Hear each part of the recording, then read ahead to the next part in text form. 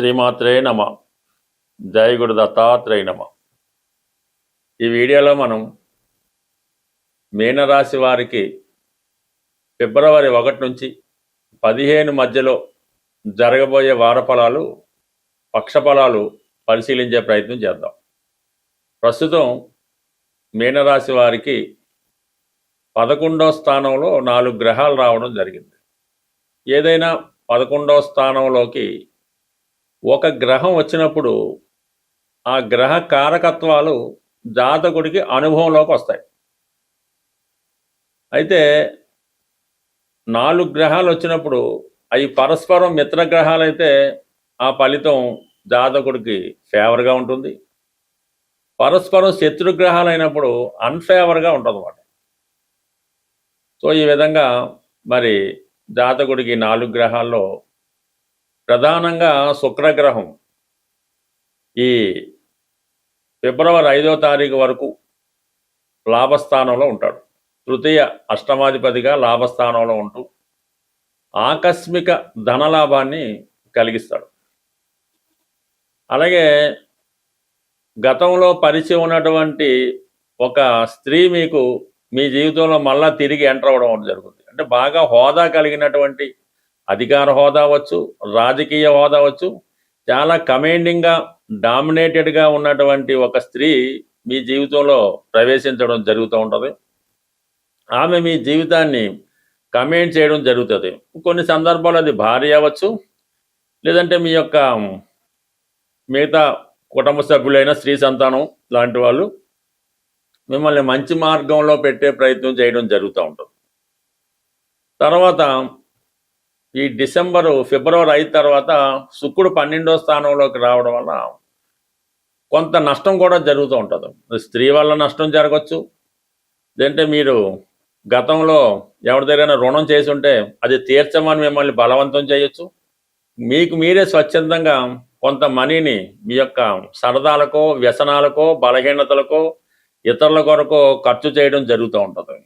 తృతీయాధిపతి కూడా వ్యయంలో ఉండడం వల్ల అక్కజల్లుల వల్ల, అన్నదమ్ముల వల్ల, స్నేహితుల వల్ల, అంటే మీ ఆనందంతో కూడుకున్నదే వాళ్ళందరినీ పిలిచి ఒక భారీ ఎత్తున పెద్ద పార్టీ చేస్తారు.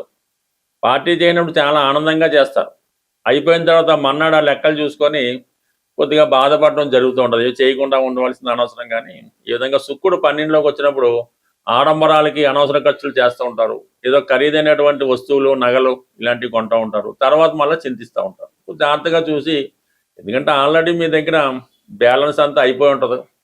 ఈ అదనపు ఖర్చు వల్ల అదేదో రుణంగా అప్పుగా ఉంది తప్ప దాని తర్వాత ఇబ్బంది పడడం జరుగుతుంది. కాబట్టి కొంత ఖర్చుల విషయంలో జాగ్రత్త పడటం మంచిది. అయితే ఆల్రెడీ రాశిలో శనిగ్రహం ఉన్నాడు కాబట్టి చాలా వరకు మీరు తీసుకునే నిర్ణయాలు కరెక్ట్గా లేకపోవడం, ప్రతి పని ఇతరుల మీద ఆధారపడడం, ఏదో ఒక ఫంక్షన్ వచ్చింది అది మీరు స్వయంగా ఉండి చేయడం కన్నా ఎవరో ఒకరికి అప్పచెప్తారు ఆ బాధ్యత. వాడు ఏం చేస్తాడు, 1 లక్ష రూపాయలు అయింది, 5 లక్షలు అయిందని చెప్తూ ఉంటాడు. అందుకని కొద్దిగా శ్రద్ధ పెట్టి ప్రతి విషయాన్ని దగ్గర పెట్టి చూసుకుంటే మీకు వాళ్ళ నుంచి సౌకర్యం ఉంటుంది. ఖర్చు పెట్టిన ఫలితం కూడా మీకు పొందడం జరుగుతూ ఉంటుంది. ఇక లాభస్థానంలో ప్రధానంగా మిత్రగ్రహాలు 2 మిగిలేవట 5వ తారీఖు తర్వాత. మరి కుజుడు, రవి, ఇది మీకు ఉద్యోగంలో ప్రమోషన్ లాంటిది రావడం జరుగుతుంది. వృత్తిలో హోదా పెరుగుతుంది. మీలో ఉన్నటువంటి నైపుణ్యానికి తగిన గుర్తింపు రావడం జరుగుతూ ఉంటుంది. ఈ సందర్భంలో ఏంటంటే కొత్త ఉద్యోగ ప్రయత్నాలు ఫలిస్తాయి. ఉద్యోగపరంగా అధికారులతో ఉన్నటువంటి విభేదాలు తొలగిపోతాయి. గతంలో ఆగిపోయినటువంటి ప్రమోషన్ తిరిగి రావడం జరుగుతూ ఉంటుంది. మీరు కూడా చాలా కాన్ఫిడెంట్గా వర్క్ చేస్తారు. ఏదో ఒక ప్రమోషనో, పదవీ అభివృద్ధో ఈ సమయంలో మీకు ఈ పక్షంలో ఖచ్చితంగా రావడం జరుగుతుంది. అలాగే ప్రభుత్వ పథకాలు ఫలిస్తాయి. ప్రభుత్వ అధికారులు సహకరిస్తారు. మీ సంతానం లేదంటే మీ తండ్రి గారి యొక్క అభివృద్ధి మీకు గర్వకారణం అవుతుంది. వాళ్ళు కూడా సహకరిస్తారు. కుజుడు ధన భాగ్యాధిపతిగా లాభస్థానంలో ఉచ్చస్థితిలో ఉండడం వల్ల చాలా ఆల్ ఆఫ్ ది సడన్ కుటుంబ సభ్యుల యొక్క అభివృద్ధి, వారి సహకారంతో పాటు ఏదైనా కోర్టు సమస్యలు కానీ, భూమికి సంబంధించిన లావాదేవీలు కానీ, ఆస్తి పంపకాల్లో ఉన్నటువంటి విభేదాలు కానీ, ఇవన్నీ గతంలో మిమ్మల్ని రిజెక్ట్ చేసిన వాళ్ళు, మీతో ప్రాబ్లం క్రియేట్ చేసుకొని గొడవపడిన వాళ్ళే ఇప్పుడు మీకు సహకరించి మీ అభివృద్ధికి కారణం అవుతారని జరుగుతుంటారు. సో ఏదైనా మీ యొక్క మంచితనం ఇతరులు అర్థం చేసుకొని మీ సమస్యల నుంచి బయటపడే విధంగా వాళ్ళు సంపూర్ణంగా సహకరించడానికి ప్రయత్నం జరుగుతూ ఉంటుంది. ఏదైనా రాశిలో ఉన్నటువంటి శని భగవానుడు మిమ్మల్ని వచ్చిన అవకాశం వదులుకోకుండా చేస్తూ ఉంటారు. అయితే ఈ సమయంలో మీరు చాలా క్రమశిక్షణతో వచ్చిన అవకాశం చిన్నదైనా ఎటువంటి అహంభావం లేకుండా, చిన్నతనం లేకుండా వచ్చిన అవకాశాన్ని మీరు తీసుకుంటే కంపల్సరీగా అది నెమ్మదిగా అభివృద్ధి రావడం జరుగుతుంటుంది. ఎస్పెషల్లీ ఎవరైతే నిరుద్యోగిగా ఖాళీగా ఉన్నారో వాళ్ళు ఏదైనా ఒక చిన్న అవకాశం వచ్చినా కూడా దాన్ని స్వీకరిస్తే దాన్ని తర్వాత అభివృద్ధి రావడం జరుగుతుంది. అంటే మీకు వృత్తి స్థానం యాక్టివేట్ అవుతుంది. పని చేయడం అంటూ మొదలైతే దశమ భావం యాక్టివేట్ అయి నెమ్మదిగా దాని యొక్క ఫలితాలు పొందడం జరుగుతుంది. సాధారణంగా ఈ జ్యోతిష్యాన్ని, జాతకాల్ని నమ్ముతున్న వాళ్ళు గ్రహాల్ని మీకు అనుకూలంగా మార్చుకోవాలనుకున్నప్పుడు ప్రతి నెల కొన్ని ముఖ్యమైనటువంటి దినాలు వస్తూ ఉంటాయి. ఆ రోజుల్లో మీరు విధి విధానంగా పాటించడం వల్ల గ్రహాలు మీకు అనుకూలంగా పనిచేయడం మొదలవుతూ ఉంటాయి. ఈ పక్షంలో ప్రధానంగా మనకి శని త్రయోదశి రాబోతుంది.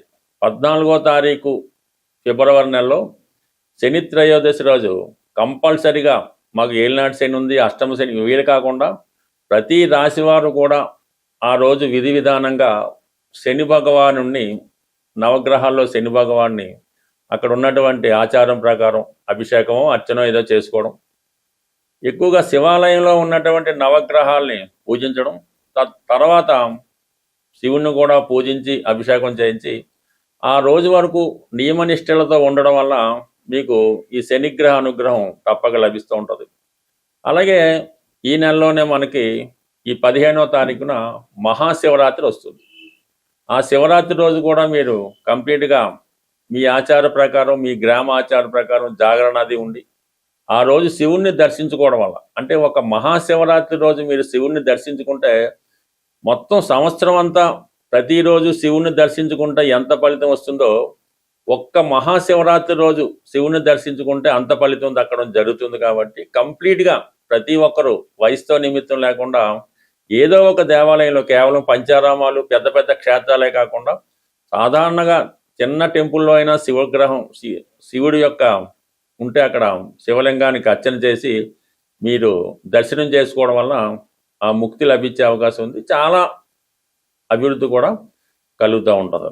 ఇక ప్రధానంగా ఇంకా సంకటార చతుర్థి ఫిబ్రవరి 5వ తారీఖున ప్రధానంగా ఈ నెల మొదట్లోనే వస్తుంది. కాబట్టి ఆ రోజు విధి విధానంగా వినాయకుడిని అర్చించడం వల్ల, సంకటనాశన గణేష్ స్తోత్ర పారాయణ వల్ల, ఏదైనా ఈ విధంగా వస్తున్నటువంటి ప్రతి నెలలో సంకటార చతుర్థి, మాస శివరాత్రి ఇవన్నీ చేసుకోవడం వల్ల కంప్లీట్గా మీకు గ్రహాలు మీకు అనుకూలంగా పనిచేస్తూ జరుగుతుంటాయి. అవి మీకు అనుకూలంగా మారి మీ అభివృద్ధికి కారణమవుతూ ఉంటాయి. స్వస్తి. సాధారణంగా ఈ జ్యోతిష్యాన్ని, జాతకాల్ని నమ్ముతున్న వాళ్ళు గ్రహాల్ని మీకు అనుకూలంగా మార్చుకోవాలనుకున్నప్పుడు ప్రతి నెల కొన్ని ముఖ్యమైనటువంటి దినాలు వస్తూ ఉంటాయి. ఆ రోజుల్లో మీరు విధి విధానంగా పాటించడం వల్ల గ్రహాలు మీకు అనుకూలంగా పనిచేయడం మొదలవుతూ ఉంటాయి. ఈ పక్షంలో ప్రధానంగా మనకి శని త్రయోదశి రాబోతుంది.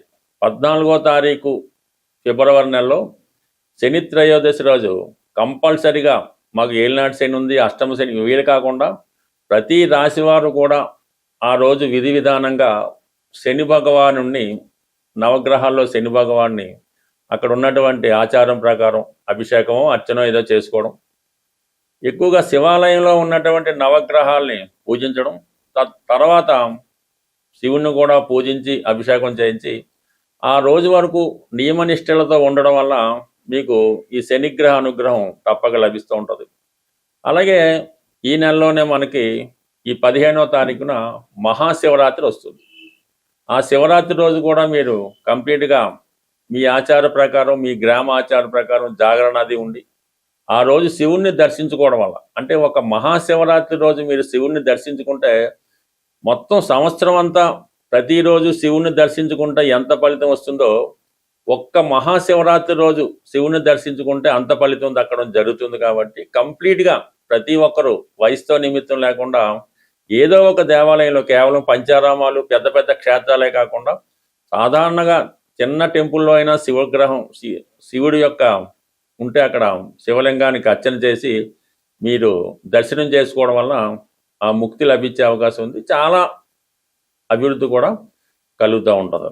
ఇక ప్రధానంగా ఇంకా సంకటహర చతుర్థి ఫిబ్రవరి 5వ తారీఖున ప్రధానంగా ఈ నెల మొదట్లోనే వస్తుంది కాబట్టి ఆ రోజు విధి విధానంగా వినాయకుడిని అర్చించడం వల్ల, సంకటనాశన గణేష్ స్తోత్ర పారాయణ వల్ల ఏదైనా ఈ విధంగా వస్తున్నటువంటి ప్రతి నెలలో సంకటహర చతుర్థి, మాస శివరాత్రి ఇవన్నీ చేసుకోవడం వల్ల కంప్లీట్గా మీకు గ్రహాలు మీకు అనుకూలంగా పనిచేస్తూ జరుగుతుంటాయి. అవి మీకు అనుకూలంగా మారి మీ అభివృద్ధికి కారణమవుతూ ఉంటాయి. స్వస్తి.